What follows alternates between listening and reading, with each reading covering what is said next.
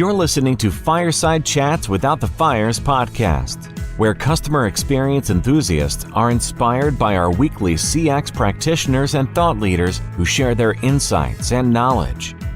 And now, here are your hosts, Neal Topf and Paul Catherall. And here we go, Fireside Chats Without the Fires, our spotlight on the business of CX. It is episode 5. Welcome, audience. We have a sensational guest today. For those that have been paying attention and listening to this particular subsegment of our podcast, we are asking and answering some tough questions around how do we connect customer care and customer experience around business objectives. We've had 2 great guests thus far. We've had the 2 gentlemen from Baird, and we've had Jess Noble, and we are joined, continuing a rash of success here with an outstanding guest. I want to welcome Amanda Malach. Thank you for joining us. We're going to have a great conversation with you. Really happy to have you as part of the program today. Thank you. I'm really excited to be here. Super. For those that are not yet following Amanda or not yet familiar with her work, do so on LinkedIn. You're going to find her at Amanda Malach, Malach. Amanda is the Senior Vice President, Finance and Marketing at Arena CX, and she was the Director of Finance and Marketing at Republic Wireless. Tell us a little bit, Amanda, about both experiences, what Arena CX is, and a little bit about your work at Republic Wireless. It's a great story there. Sure. Arena CX is a marketplace and technology platform that helps businesses find, manage, and then optimize their outsourcing relationships. And we're a relatively new company. We're actually a spin out of Republic Wireless. We spun out in September of 2020. So we are a pandemic success story, as we like to say. But yeah, what Arena is today actually had its origination in Republic Wireless. And Republic Wireless, for those that don't know, is a low-cost MVNO provider, a cell phone provider here in the US. And as a result of being low cost, Republic Wireless had to come up with some really creative ways to run their operations in order to be able to make money and profit. And one of the ways that they did that was really kind of taking a very new approach to customer service. And don't conflate cutting costs in customer service at Republic Wireless with delivering poor customer service, because customer centricity was actually a really key component of the brand and something that they're really proud of. And even in 2019, Forbes listed Republic Wireless as one of the 100 most customer-centric brands in the US. And so delivering top tier customer service is something that was really important to the brand. But one of the ways that we cut cost and came up with a different way to source was that we went from a 100% internal team to we added 3 BPOs and had them completely overlapping and completely redundant from each other. And we built software that allowed us to triage tickets that were coming in, identify the type of ticket, and then route it to the team. And in this case, it could be internal or one of those 3 BPOs that historically was the best performing at that type of ticket. And as a result of that routing, that's all of our KPIs went up. But just the sheer fact that there was a little bit of a competitive dynamic that was introduced by having the BPOs kind of competing to perform better, all of our costs went down too. So we were already really at the forefront of cost to serve in the telecom space, but we were able to cut it even further. We saved about 33% or 32% a year, which was millions of dollars for the company by implementing this model. And so we're like, okay, we're on to something here. Let's see if other businesses have the same problem. We productized it and found that others do. And that software has since become the backbone of Arena CX and our software platform. And since spinning out, we've added we're now approaching 60 BPOs in our marketplace. And so we really do help brands find the right BPO partner, but then manage and optimize that relationship. That's a great explanation. Thank you. This is a true example of monetizing the contact center or monetizing what's done with a contact center, right? Yes, absolutely. And our support team were truly it sounds probably really corny, but when you think of Egyptian times and putting people on the pedestals and carrying them around Egypt, that was our support team for the success that they were able to deliver. It was truly fundamentally changing to the business and something that is still touted to this day. That's great. So the reason we're so interested in having you as our guest today, I have found, and I would love to hear others' feedback, The finance experts, finance leadership in many of our customer care, customer experience organizations are not necessarily people that come from customer care, come from the contact center, come from BPOs, come from an organization that understands the essence of what it's like to interact with customers. You clearly do, in contrast. And I think that's obviously favorable. I'm so curious to ask you some questions sitting in the seat of the CFO, the senior finance leader, someone who understands both sides of the equation, the finances, but also the importance of customer experience. What is it like? What do CFOs look at when they look at customer experience initiatives? Yeah, I think that CFOs in particular are really focused on a few things. They want revenue to increase, they want costs to go down, and then they want either increase in time to cash or increase in control. And I'll give you some examples of some ways that can come to life from a CX perspective. So if you think about like during the pandemic, I'm a big Target shopper, and I think Target did its digital transformation and made shopping frictionless by being able to order to your car and not have to show on your screen your code and not have to really talk to someone, engage.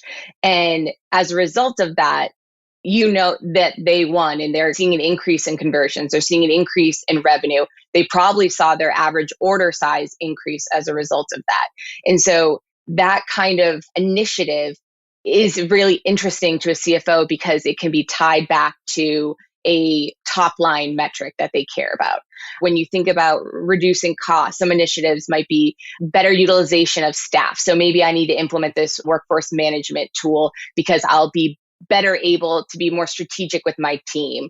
Or I'm going to think about stratifying my tickets and treating different tiers differently so that I have tier 1 handled by cheaper resources than I have my white glove tier 3 VIP customers handled by my US onshore resources that are trained for that level. And so I think for ultimately, if you're a CX leader, thinking back to how can I convince my CFO that there is a P&L impact here is really, really vital.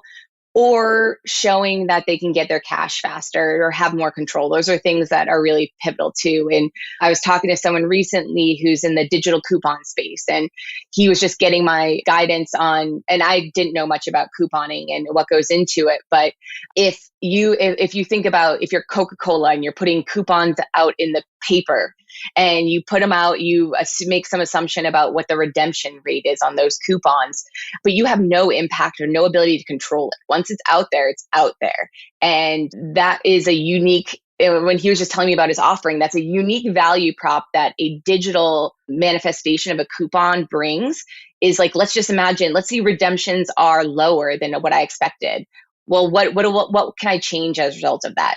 Or can I put more out there to increase my numbers? So can I get more revenue this quarter because I'm going to just issue more coupons, and I have a lever now that I really didn't have before. It was kind of just a passive lever. So that's something that's really interesting that I don't think people think about how their CFO would interpret an initiative like that. They're primarily thinking about it in terms of the operations and the load on the team, but there's a lot of cost in issuing even paper coupons and redemptions. And so I guess I would just say that I think as a CX leader, always taking it back to how can I bring this back to the dollars and make it resonate in a way where your CFO can really understand what the ROI is. There's a great expression you just used. I'm not sure I had heard of it before. I think it makes sense to me. Time to cash, meaning the reduced, hopefully for the CFO especially, amount of time that we get cash back in some type of program that we introduce. That's a basic definition of it. Yeah. Like an example could be, I was at Best Buy a couple of weeks ago, and I needed a MiFi thing, and they were out of stock for the one that I had. And I had the option to scan a QR code. And the two options that I was prompted to on my phone were I could order it and have it shipped to me, and there was a few weeks delay because it was out of stock. Or I could go to a nearby store and pick it up today. And so giving users that option to get it today, you're as a CFO, that sale is coming in today versus a few weeks from now.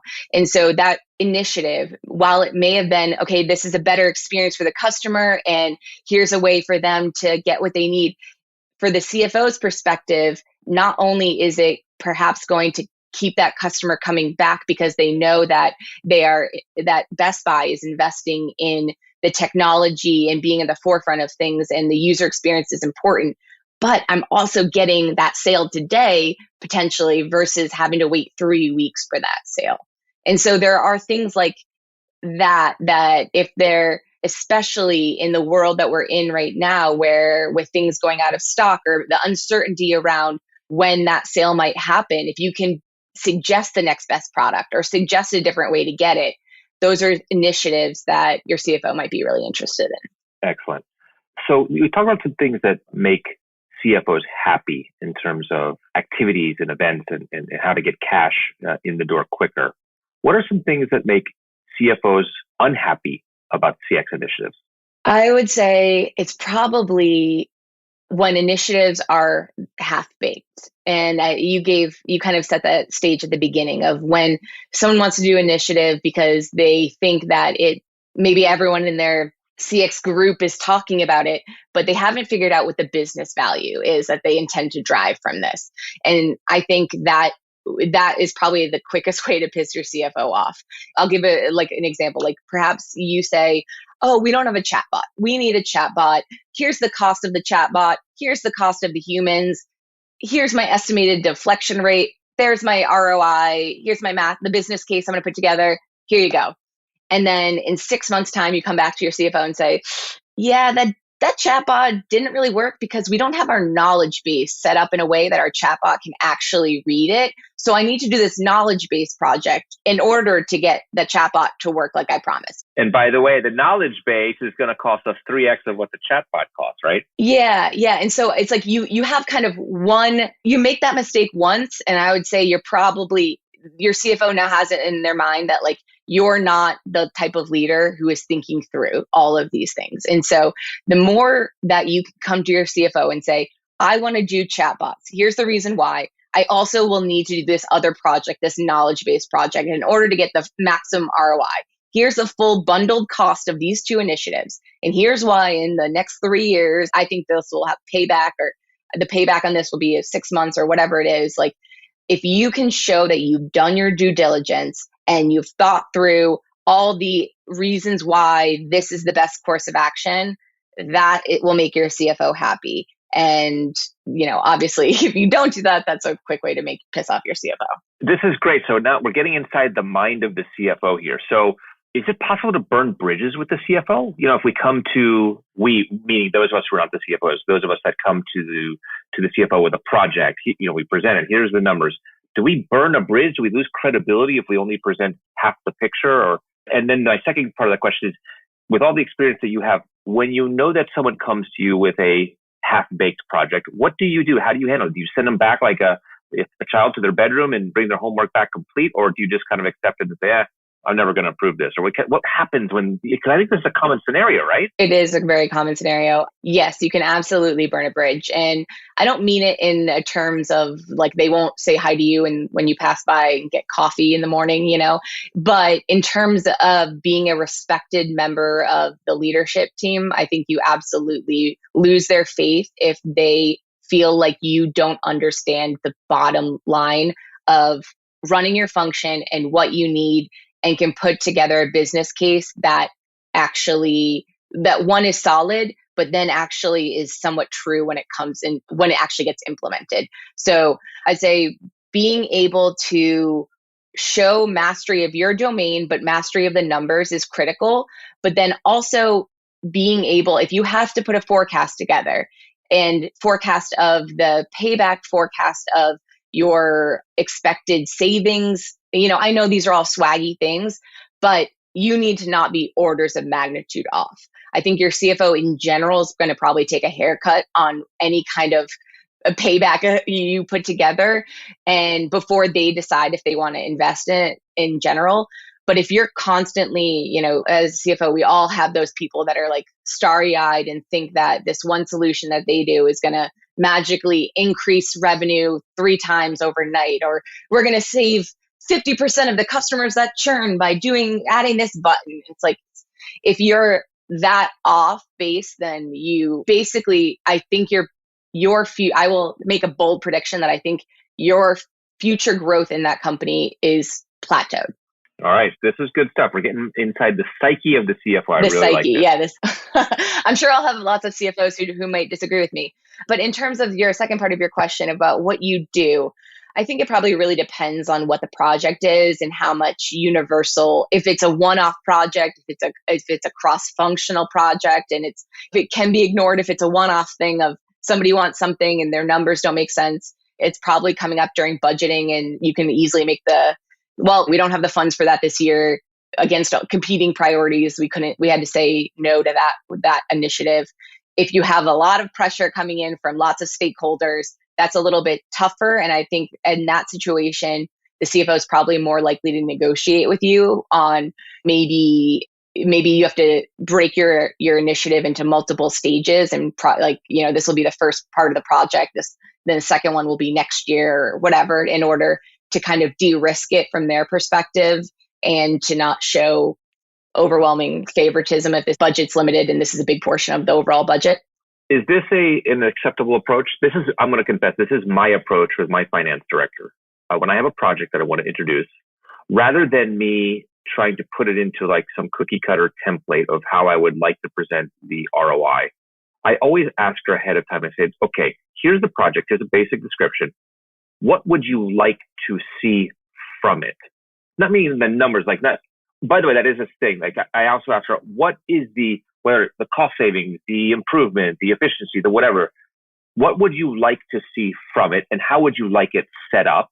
And I take that and then go build the project. Is that a correct approach to this? I mean, it sounds like that's working for you. I think every CFO is different. And so learning what it takes to get a project to them and get them to react to it, I think is really important. But yeah, I think asking for feedback is never a bad thing. And in fact, if you to just suddenly drop an Excel model on somebody's desk or a PowerPoint presentation and say, like, can you approve my project? That's probably not the best way to do it. I would say give the background of framing it up of like, we're seeing this problem, high level, we're experiencing churn at this point in the journey. We feel like we need to plug this gap. CFOs, I guarantee you, probably not aware of that. You are much closer to it. They're not.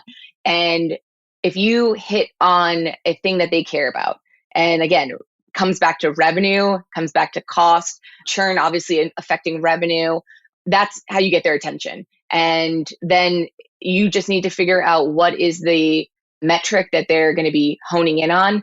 And so in that case, it will be revenue, it will be churn. And then you just need to show how what you're doing, outline the pros of doing it, the cons of not doing it, why it is riskier to not do this project than it is to do it, and what you're going to do to make this project not risky. Because I think that's another thing too, is we haven't really gotten into here, is just CFOs are very risk averse. They want predictability. They're operating on thousands of variables that all have curves and any single item, if it could dramatically impact the forecast, or every single one goes slightly askew, and now overall revenue projections are way off from where we thought, and therefore our cash balances are threatened. That's really scary to a CFO. And so I think the more that you can be mindful of them, like they are the stewards of cash for the company, and they need to feel like they can predictably be able to forecast what cash balances will be for the next 6 months, 12 months, and know when they need to raise more money. And so if you can show that you've thought about like the economics of what you're suggesting, but you've de-risked it, and you're willing to, like CFOs were willing to pay insurance for that risk, right? To risk offset. And so if you say, we need to have this consultant sitting with us, or this implementation company helping us ensure that we're getting the results, and we don't want to do this ourselves because there could be risk here, I think that's fine. And that makes you look like a more astute business leader to your CFO. And so I would just say, be very mindful of showing not only the upside, but how you're protecting from the downside too. Excellent. I want to talk about metrics. So many of us like metrics. I think CFOs, of course, like metrics also. In CX, depending on who you ask, you're going to get a million different versions of every person you ask. You will get a different version of the CX metrics that they probably look at and utilize in their operation. Some like things like, the basics, average handle time, service levels, duration, average speed of answer, percentage of calls answered, percentage of calls abandoned. Those are the basics. Then you've got over here, you get the voice of customer metrics. You've got CSAT, NPS, customer effort score, et cetera, et cetera, et cetera, et cetera, et cetera. Do CFOs look at those things, or do they have their own set of metrics and ideas of how they should view the business? What is it like? Or I guess a different way to ask is, what does a CFO's dashboard look like when they're looking at customer experience? Yeah, I'm trying to think of it. The best way to say this in a way that doesn't sound controversial, but highly like of the dashboard of 100 metrics, your CFO doesn't care about any of them. And good. Maybe that's now we know. No, this is maybe good. that's your headline. I love it. Yeah. They don't said care. this, by the way, so respectfully, because I thought there might be an F-bomb in there or something like that. No. That would have been perfectly fine. So wait, say it again. The CFO doesn't care about any of them, correct? It does not care. And I think I would actually really encourage you to not talk about any of those metrics when you go talk to your CFO, because it makes they're so in the weeds. And the fact that your focus, if you're bringing up that this will increase our handle time, this will decrease our handle time, or this will increase our CSAT. What that says to me wearing my CFO hat is that you don't understand the bigger picture that those metrics have on the business. They're important metrics. Don't get me wrong. I absolutely think CX leaders need to be looking at those metrics. Maybe not all of them, and that's a different conversation.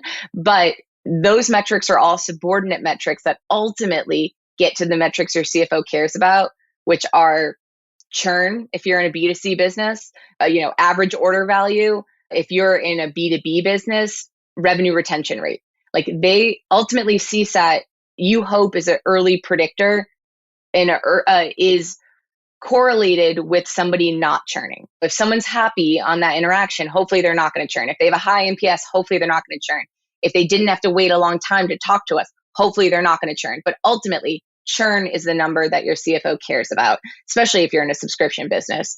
And so I would strongly encourage folks to think about how they can package those metrics in a way that they get ladder back to either churn and the customer is going to stay with us longer, or I'm reducing our costs. And so I'd say it's those probably two things.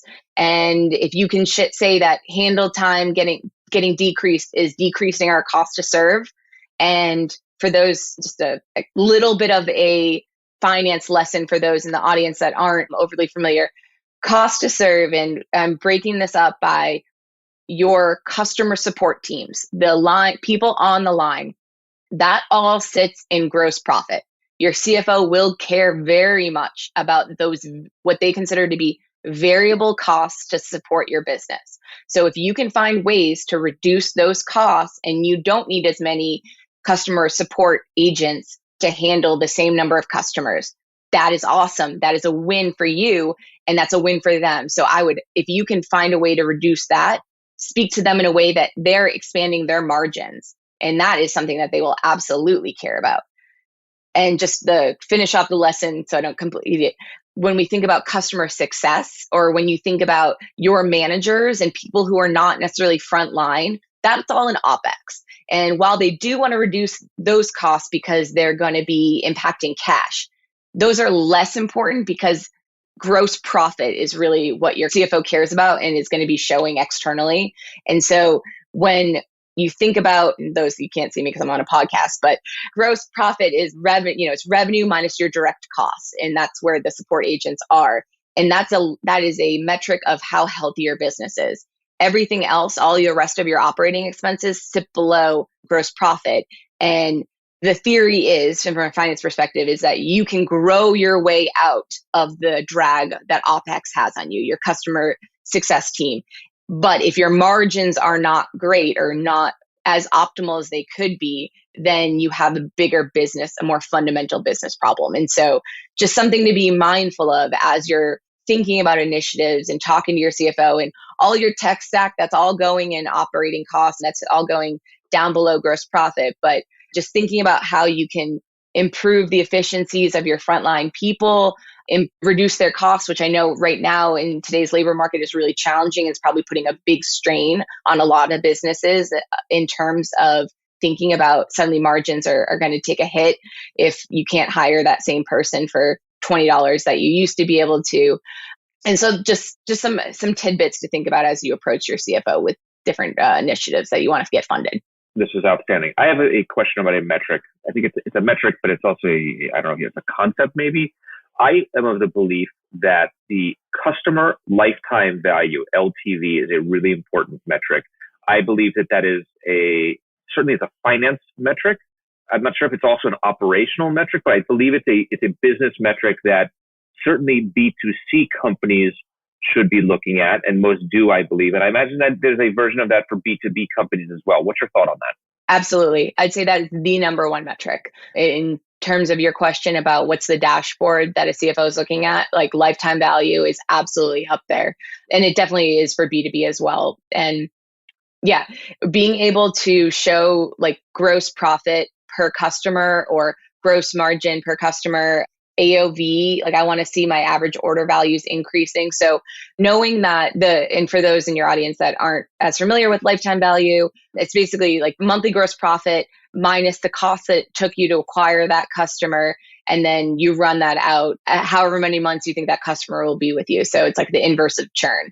And so if you are having a low cost to acquire customer, but you're making a lot of money off of a high cost to acquire a customer, but you're making a lot of money off of them, there's a balancing act. If they're churning out very quickly, you might be unprofitable on those customers. And so that's something to think about.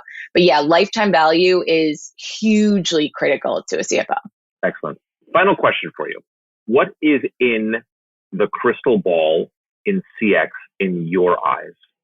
I actually think that CX leaders are further ahead than finance leaders are in terms of paving the way for the future, which I know is probably a weird way to explain it. But I think where CX leaders are going in terms of the level of personalization that's coming, in terms of the omni-channel customer experience, all of that, I think, is the future. And right now, I think the biggest probably obstacle is the CFO in a lot of companies that isn't those people who are not forward thinking and don't agree that that's the future and are basically shutting down business cases because it doesn't have the payback in this short time period that maybe their earnings calls dictate. And so I really do think that the winning companies in the future will be 100% customer centric and be mindful of the entire history that a customer has had with that company, know what they've purchased, speak to them intelligently. Every interaction is mindful of the past interactions that they've had. And I think that we'll see volume shift to the companies that embrace that model. And it will probably be too late for the companies that don't. You heard it here. Amanda, I want to thank you. You've been a wonderful guest. This has been informative. I've learned from you. I didn't get to just ask the questions. I got to really enjoy the answers because there's some stuff in here that made me think hard. It also made me think about how to interact in a more informed way with my finance team, how to position things in a better light, how to make myself look better and the success of a project hopefully a little bit more guaranteed and positioned better. I really enjoyed this.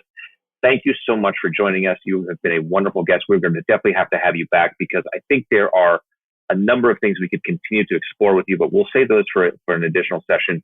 We're going to be cheering you on. For those that are not yet following you, again, I think the best way is on LinkedIn. Are you the best way to consume your talent and your content? Yep. Follow me on LinkedIn. Thank you so much for having me. This was really fun. I'd love to be back. Good. We enjoyed it. You will definitely be welcome back and you will receive an invite soon. Audience, if you liked what you heard, share that with us. Rate us and review us on Apple Podcasts. If you don't like us, that's okay too. You can rate us and review us. That's fine. We want to hear your feedback. If you have questions, if you have ideas for additional guest topics, future episodes, etc., we would love to hear from that as well. We thank you for listening to us. We enjoy serving you and offering you good content. Hopefully you enjoyed this. I love the session today, by the way. Amanda, sorry, I'm just gushing. This was a great one. We really had fun. Thank you so much. Audience, be well. Tune in next time. Fireside Chats Without the Fires, the spotlight on the business of CX. Thank you so much. The episode is over, but the conversation continues. Please rate and review us in Apple Podcasts. Post a comment and subscribe to stay on the leading edge of customer experience. To get in touch or be a guest, follow us on Twitter @ChatsFires or on LinkedIn or in your podcast repository of choice. Thank you.